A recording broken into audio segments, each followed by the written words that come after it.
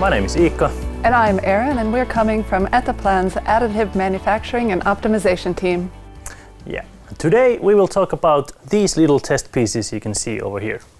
They have been designed to be used as a training tool that highlights the potential and the design freedoms of laser powder bed fusion, but also show potential problems when good design practices are not being followed. Yes, and we decided to print these parts in 4 different materials.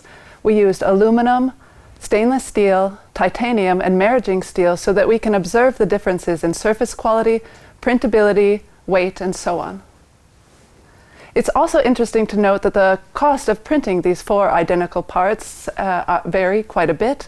Aluminum was the cheapest, followed closely by titanium, then maraging steel, and 316L or stainless steel was the most expensive of the bunch.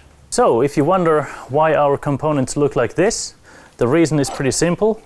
The base of the part has actually been extruded from our Etteplan logo, and each leg actually has a different overhang angle, so we can observe surface quality of the downskins. Yes, and you will also observe that there are different horizontal channels running through the entire part, and they have different dimensions and cross sections. There's also one continuous conformal channel following the entire piece, and a rather large arch over on this side.